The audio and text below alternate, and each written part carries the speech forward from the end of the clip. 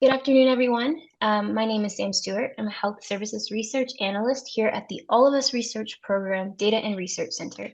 Today, we have a wonderful presentation from our wearable device data team on the Fitbit device data table that was just recently released last week. So I'm going to introduce a few of our speakers, and then I will pass it on over to Dr. Master. So here is a quick overview of our digital health technology team. Of today, two of our speakers will be Dr. Hiral Master and Hunter Hollis. So Dr. Master is a licensed physical therapist, certified public health professional, and has a Ph.D. in clinical and translational research. She works as a senior IT project manager here at the All of Us Data and Research Center and is one of our senior scientists.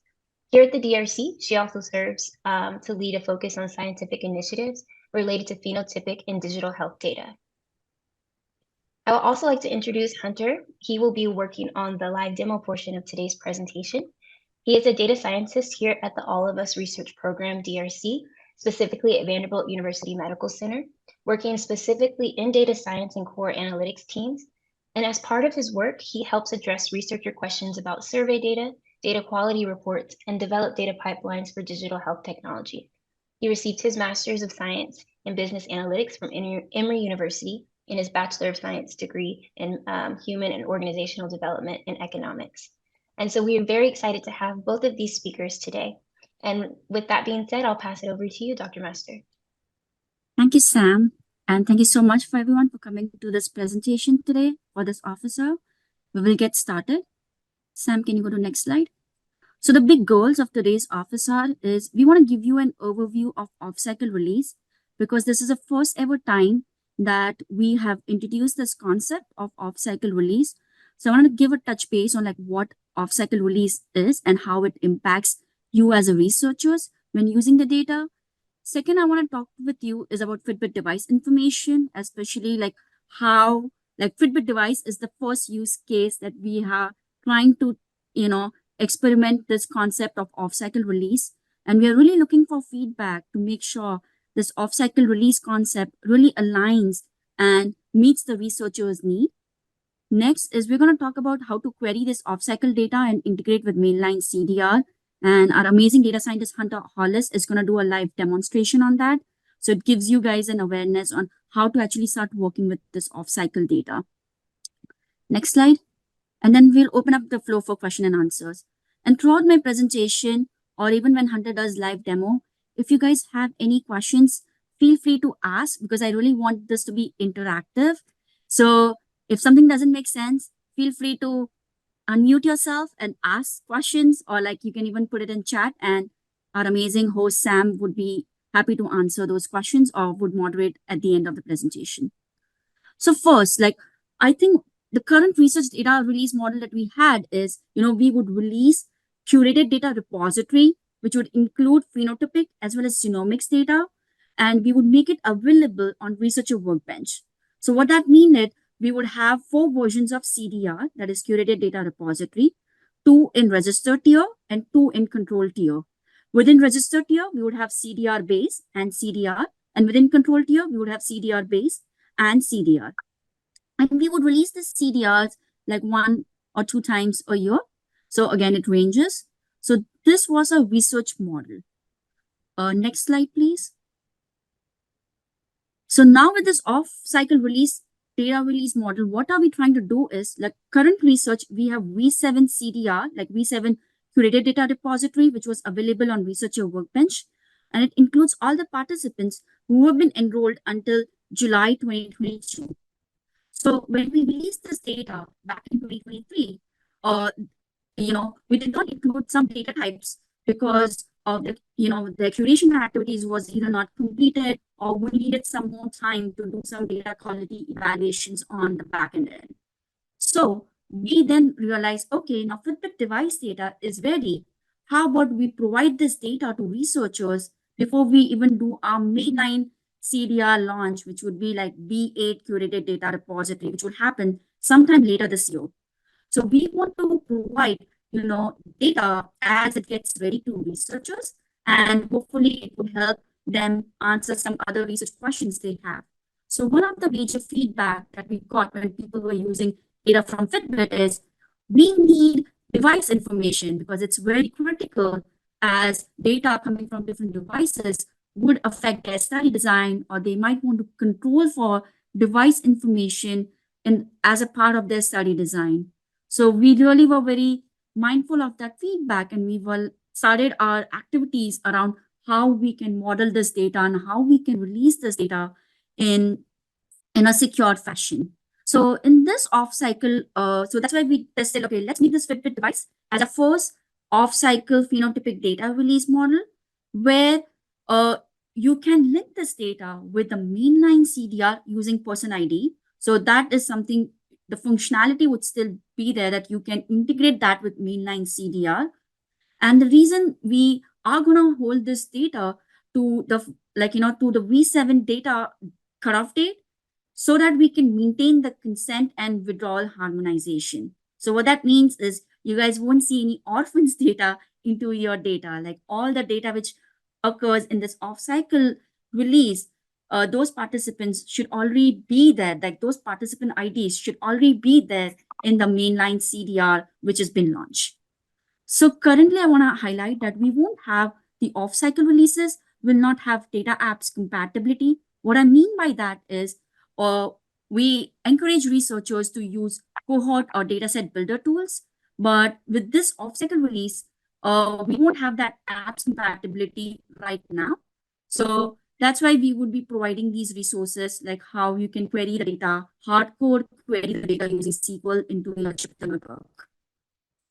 And also to give you some highlight, this data tables, this new data tables that have been released as an offset release, it will fold in the mainline CDR for the next release.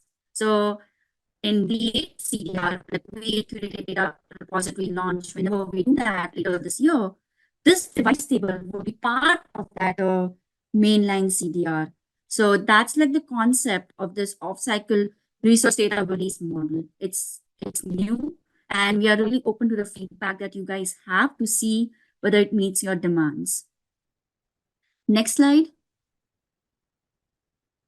So now, using the off-cycle resource data model to expand our Fitbit offerings. As I said, this is the first use case. Next slide. So what it means, so like in the B7 curated data repository, we had 6 tables for Fitbit. So activity summary table, steps intraday table, heart rate summary table, heart rate minute level table, sleep summary, and sequence level tables. Next slide. With this off-cycle release, we have added a new table, which is device data table. So that's what has been new. So the existing table stays as it is. There's no changes to the mainline curated data repository. They stay as it is. It's only a new table that's been added as a part of an off-cycle release. Next slide. So what that means and so as I said, device information based on feedback from researchers and from the evidence, device information is very critical, especially when doing wearables-based device. I'm just trying to provide like some high-level metrics so that you guys have like a sense like how many participants would provide device data in addition to other Fitbit data. So in the figure over here, you will see that we have more than 11,000 participants who provide activity, sleep, heart rate, and device data. So we have like so there are total like around 5,000 of, sorry, there are total 50,500 plus participants, and we have 11.5 thousand plus participants who provide all of these data offerings for Fitbit. Next slide. I want to just provide you high-level overview of like what do we provide in device information. So again, this device data that we provide to as an offset release, we capture these device data elements based on what data elements are available on Fitbit Web API. So again, I want to make sure that researchers, like people who are using this data, are aware that the data source is basically coming from Fitbit Web API. We don't do additional cleaning processes just because we want to ensure that the data that we have supports multiple research use cases be it methods development, be it answering clinical research questions, given by variety of research that is possible using this Fitbit data. We are being very mindful of how we provide this data to researchers. So on a high level, the data elements that we provide to researchers, you can find that information either on that Fitbit web API, or else we also provide a data dictionary. So you can get the information from there. So on a high level, we provide what, device state, what is the last sync time that the device was synced, and what is the device type, whether it is tracker or scaler, then what device version it is. So we whether it is the charge 3, like Fitbit Avia, like different types of devices, Fitbit Inspire, different types of Fitbit devices are provided, and what are the battery levels. So these are high level elements that have been provided to researchers with this off-cycle release, and we would provide this information into the mainline CDR when we release the next data. Next slide. So again, I want to just provide a high-level counts, how many participants provide different Fitbit device versions and types. So if you see, we have, oh, sorry, am I being audible? I just got a message in my, there's some lag. Am I I think being there's a audible? little bit of lag. Yes. Okay, I I'm can hear you sorry. now. No, this is good now.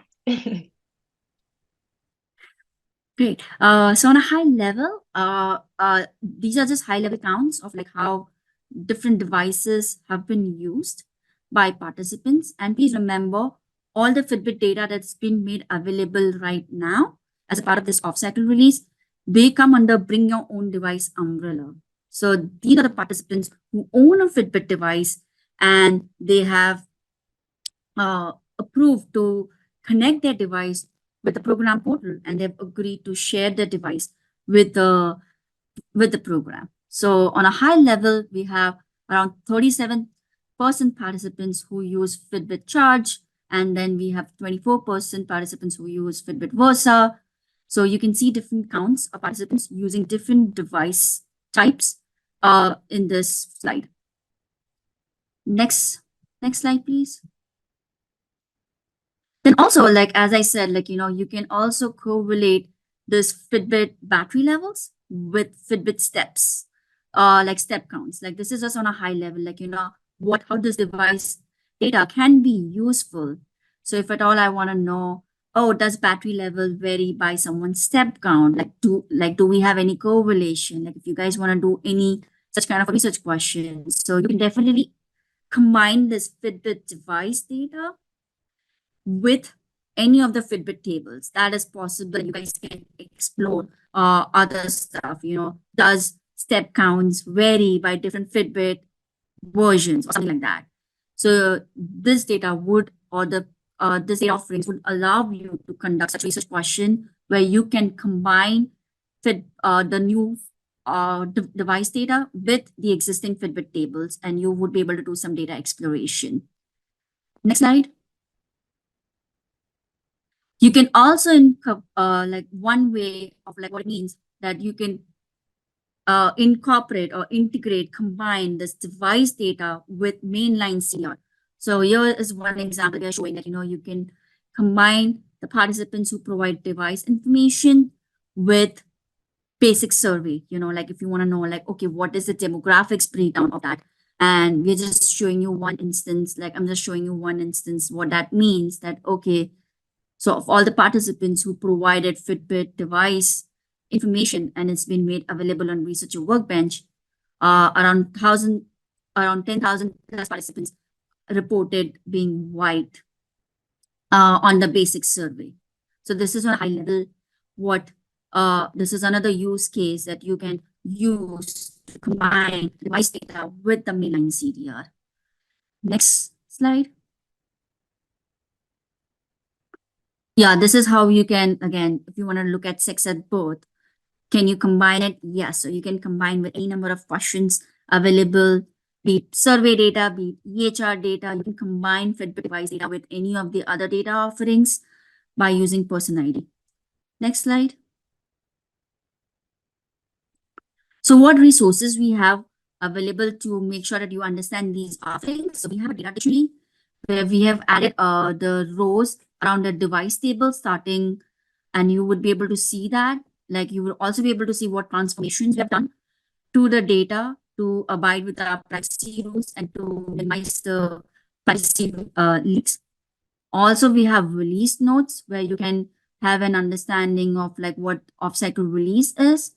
And last but not least, if you have any questions, you can always email us to awesome support help desk team, and we will try to answer your questions. Or else you can also attend our office hours. So just want to make sure that these are some resources that you guys are aware of.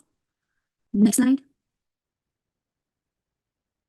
And then we have featured workspace, which again, Hunter is gonna do a live demo later in this presentation. So we have the featured workspace, which has been made available to you guys. So you can look at that. And the goal of the featured workspace is definitely to provide you with the queries, like actually how you can technically implement extracting this data and what you can do. So this is what the goal of featured workspace is, which Hunter is gonna do a live demo later in this presentation. Next slide. And that's me bringing up, just introducing Hunter, so that I just put like what the goal of this live demo is like we want to show you how you can query the off-cycle data and how you can integrate with mainline CDR. So hopefully this will help you kickstart some of your research projects that you have in mind. And hopefully this presentation will allow you to get some of these resources. So off to Hunter now. Hey y'all, let me go ahead and share my screen and we can get started. Somebody just give me a thumbs up if you got it. We're good. Great. Okay, so just a little bit of background before we get into it, because you'll still be functioning within the Fitbit and digital health technologies featured workspace. This is what you'll see, and one important note in the setup: you'll be importing any necessary libraries, but once you get to the actual data set itself, wanted to stop and make a note here. Because the featured workspace is created with the controlled and registered 2022 Q4 R9 datasets, when it pulls the dataset from the environment, it's going to pull that dataset.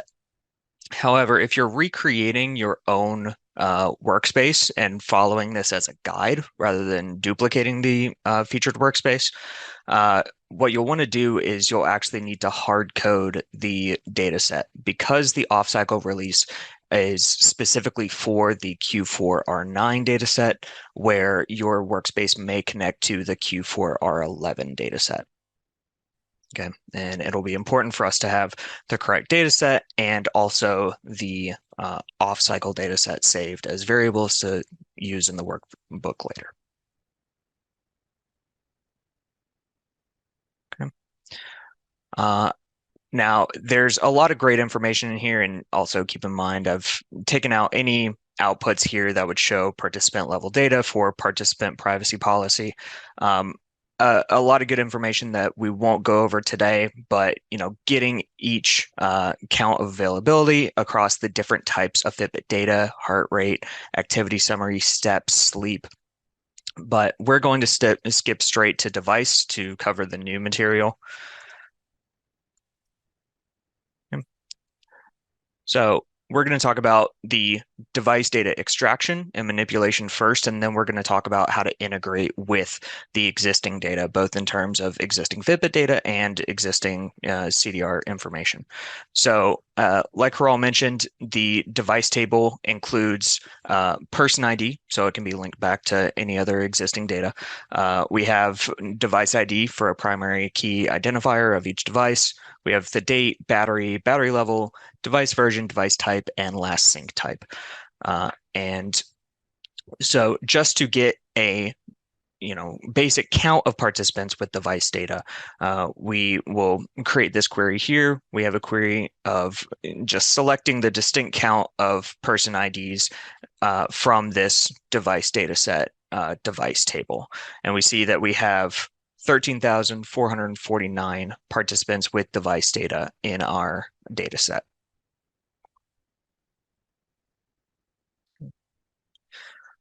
To get the number of unique devices, we can create another query that counts the distinct device versions as the number of unique devices from that device table. And we see we have 35 unique device types. So just to look at a list of all of those, we can see here that we pull a distinct device version from the device table. And this is a list of all the devices that we have from, most of these are going to be trackers, as we'll show later. There will be a few scales. So the ARIA series will be scales, and we'll call that out in a visualization below. But because there are 35 unique devices, many of which belong to the same device type or the series, basically, we want to group those together just for clarity. So this query will help us to do that. So first thing we're doing here is we're splitting the device into its component parts. So we have just the first part of the device version. So instead of ACE and ACE2 and ACE3, we're just going to be looking at ACE every time. Okay.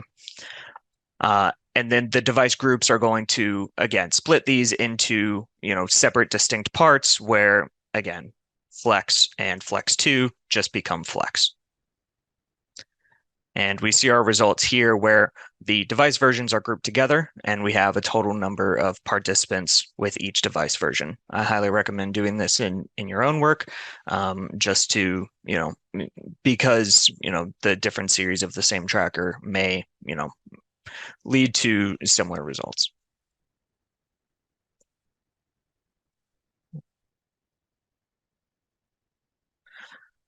So we're going to plot this data. This code is just preparing the data for plotting. So doing things like making sure that we have a percentage for a data label to label the percentage of people belonging to each device type. And clearing out any counts below 20 just for participant privacy policy.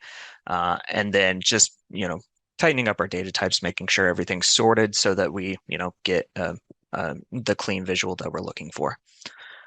And then this is creating the plot. So we have a Seaborn call to actually create our bar plot, where we're using the device, the number of participants, the device type to create this, and then setting some parameters here. So for example, setting bar labels, setting axis labels and titles. And we see our finished plot here. We have the versions as well. So we're taking the any versions that are outside of our data set and making sure that those are not included.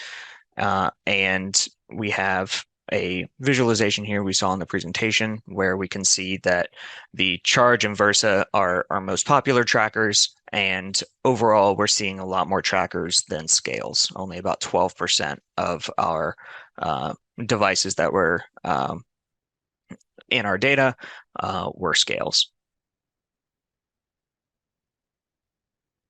And please, if there are any questions, please, you can go to the chat or flag me down or just come off mute. I don't mind.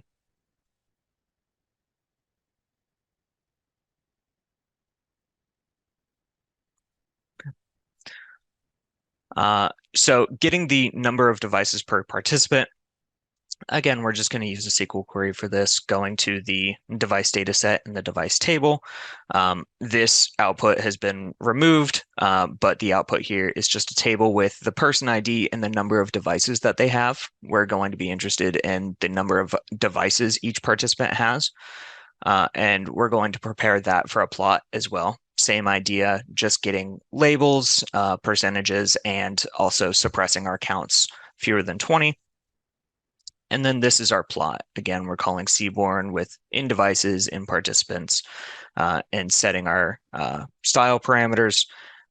And we see here that we have the participants' number of devices. So most participants have one device, as would be expected, and goes down as we increase the number of devices. But we have about a quarter of the data set that has 2 devices.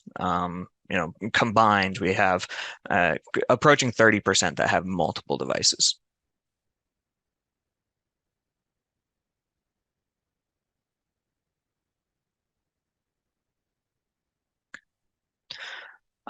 So in terms of device usage, we have things like battery levels. So when we're looking for device dates, it's recommended to use last sync time rather than device date when it's available, for that specific device type.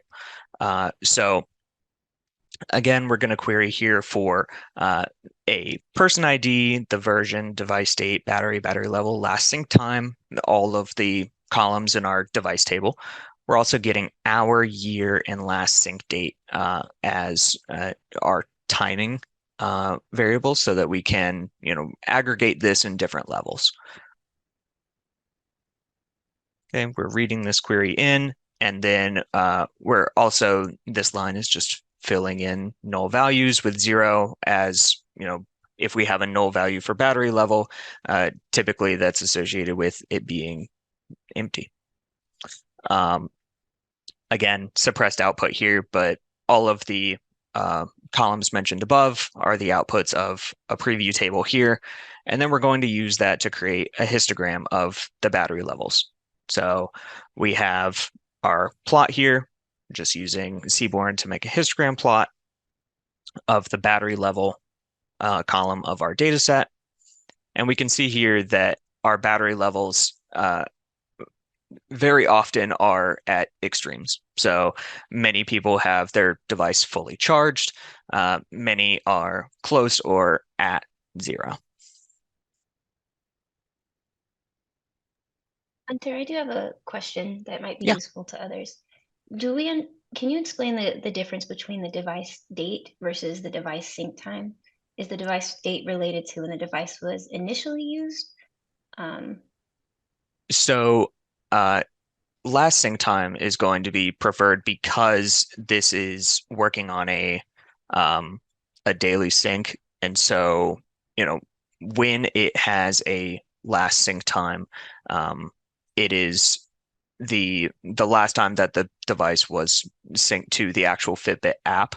The device date is not always the same as the last sync time, and that can be for I think a number of reasons, but mostly it doesn't refer to the first date the device was used. It refers to like the last date at which it provided data, which there is a difference with last sync time. Not sure if I'm explaining that well, and maybe Amon or Hiral could jump in for that. Yeah, so device date is more like the date when the device was recorded. So again, it might not represent the longitudinal aspect if a researcher is interested. So like, if someone, because the Fitbit data goes all the way back to 2009, 2010. So again, it might not represent, like you might see differences. So what we are recommending is last sync time is more representative of like when the device was synced, and that is the information that you will get. Cool, thank you. Well, I'm so sorry. I do have a follow-up. So for the device date, is that synced every 24 hours to your knowledge or 12 hours? No, there's no, we don't No, have go a ahead. fixed granularity about device date, like Okay. when it is, like, so device date is just like the date that device was recorded, that the date that we get, but Okay. it might not represent, like exactly like, oh, does it update every 12 hours, 24 hours? We don't have that in. Okay, thank you.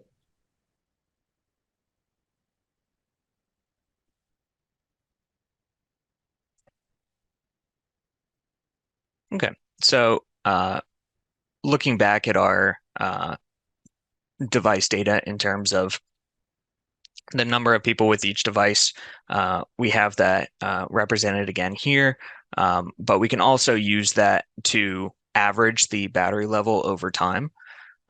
So here we're getting our device plot down to just the person ID, battery level, year, and device version. And we're going to, this is all in preparation for our plotting. So we're merging that with the device name and device type so that, we have our clean device name here, Charge, Versa, Inspire, rather than the original device version. And then grouping by person ID, year, device type, and device name so that we get an aggregation to that granularity. We also have here just preparing our data types for plotting, making sure that our battery level is an integer and the others are strings. And here we're creating our plot. So we have, again, a call to Seaborn. We have a line plot here of battery level by year. Let me zoom out just a little bit so that we can see both the plot and where it's being created. Okay, so we have average battery levels over time where we have year here and average battery level. Notice that the ARIA is going to go back further. We have, earlier data for that, but and because the ARIA has device date rather than last sync time in many cases, that's why we see it extending so far back. That's why we recommend using last sync time over device date when available. For ARIA, it's not always available. But this tracks the average battery level of our devices over time.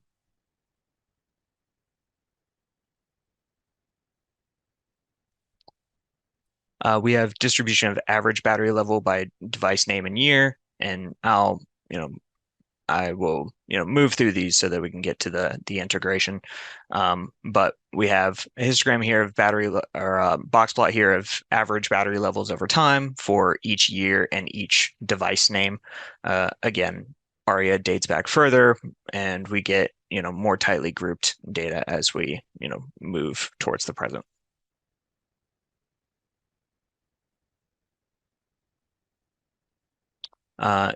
This is just taking our top 5 most popular devices and filtering to just those. So we have the ARIA, Sense, Charge, Versa, and Inspire, rather than by year, just by the device as a whole, getting the average battery level there as well.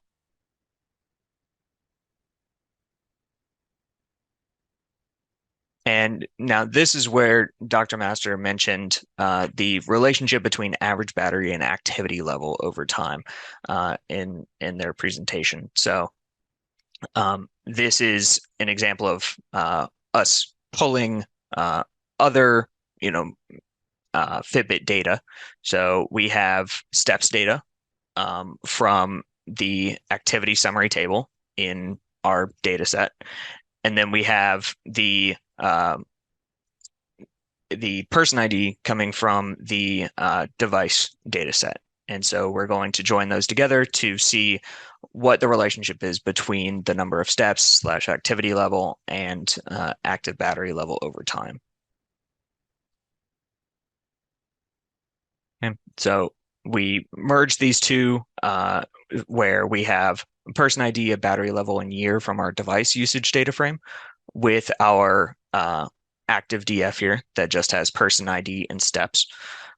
And then we are going to divide those into different cutoffs. So if we see here, we have different cutoffs, less than 5,000 steps on average is sedentary, all the way up to greater than or equal to 12,500 steps is very active. And so this is us dividing that data from a raw number into those different categories. And notice we're taking max steps here. That'll be a general theme, and we'll discuss it in another example here in just a moment. But this is showing the average battery levels and activity level over time. So we see a kind of dip between 2014 and 2020, and then we see an uptick across all activity levels. Very similar, but we see that they are basically in reverse order of, or actually in order of activity. So very active, physically active, moderately active, physically inactive, and sedentary, all in order of average battery level and activity.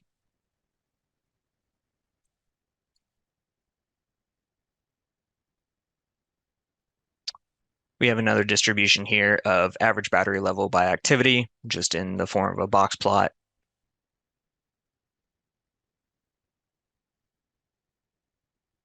And a distribution of battery levels by year. So this is taking our device usage data frame that we plotted above, just taking the where the last sync time was available, taking the battery level, battery and year, grouping by year and battery, and therefore giving us the distribution of battery levels by year and plotting that on a bar plot.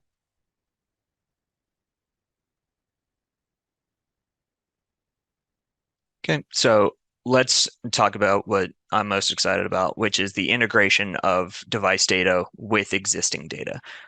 Because the existence of both device IDs and person IDs allows us to, use this data in a broader context. So, for example, we can integrate with existing Fitbit data by matching on person ID. This is us extracting the device data. So we have person ID and an average battery level from just the month of January 2022. And then we're reading that in and just renaming our index column as average battery level. And here we would have an output table of person ID and average battery level, again, suppressed for participant privacy policy. And then separately, we can extract daily steps data. You can also do this as a join in a single SQL query, or you can do it as two separate SQL queries and merge them with pandas. Okay, so we're extracting steps data from our regular data set, the activity summary table. Again, we're getting the max steps as daily steps because, if we have a intraday step count, we want to get the highest step count as their final step count for the entire day. Okay. And then we're going to calculate the average steps. So we have their daily steps, and we are grouping by person ID and taking the average of daily steps to find each person's average. And then we're going to merge the battery level with that average steps data. So we have average battery level merged with average daily steps on person ID. And that's what's going to give us the combined data set to create this plot, the average battery level by average daily steps per participant.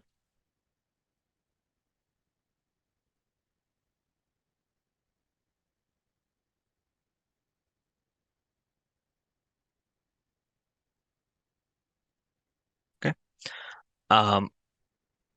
Again, this method would work with any existing Fitbit table, and we'll move on to how to integrate this Fitbit data, the device data with demographic data, or really any other kind of data. So we can query the person table if we want demographic information. This is going to show the example of how to do it in a single SQL query rather than separate SQL queries and merging them. So we have person ID, race, ethnicity, sex at birth, and all from the dataset person table. And that's joined to the count of device version as the number of devices from our device dataset device table. And the output here is going to be a table with person ID, race, ethnicity, sex at birth, and their number of devices. And so then we can use that to, try to calculate statistics by demographic groups. So we have a number of participants belonging to each race that we have here. So just grouping by race source value and getting the number of unique person IDs.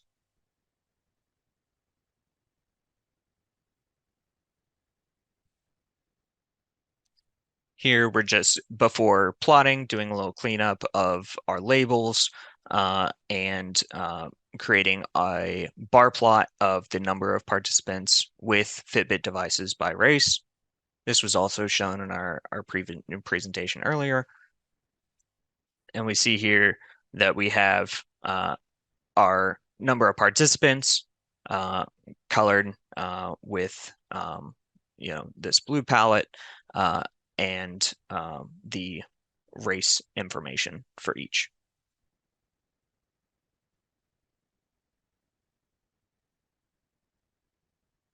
We can do the same with ethnicity.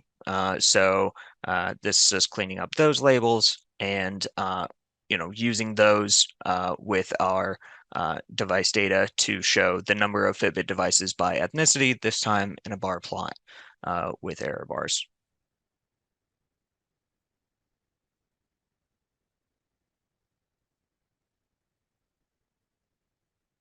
And finally, the number of participants with a device by sex at birth. Again, we can just group by our sex at birth source value, and we have a table here of the number of participants and their sex at birth.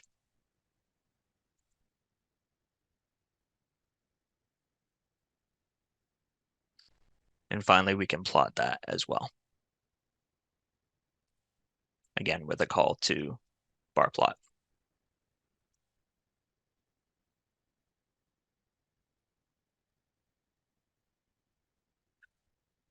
I saw in the chat earlier, one example that people were interested in was an integration between the device data and maybe diagnosis data. Because of the person IDs that are associated with all of this device data, that's something you can absolutely do. We're showing how to get to demographics here, but all of the data in the CDR is going to have an associated person ID, and you can, join those in similar ways, either through a SQL query that joins the two tables or through, separate SQL queries and merging them. Again, this just is showing a final example, getting the number of devices by sex at birth, grouping by our sex at birth source value, and remapping those just for labeling purposes. And finally plotting that as a bar plot. So bar plot X, where sex at birth source value, and our Y is the number of devices. Okay.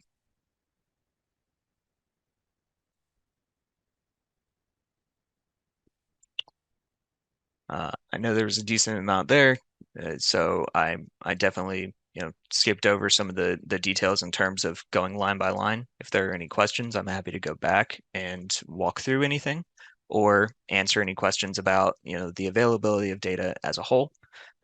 But that concludes the tutorial. Again, you can find all of this in the Fitbit featured workspace and be able to see all of those outputs for yourself.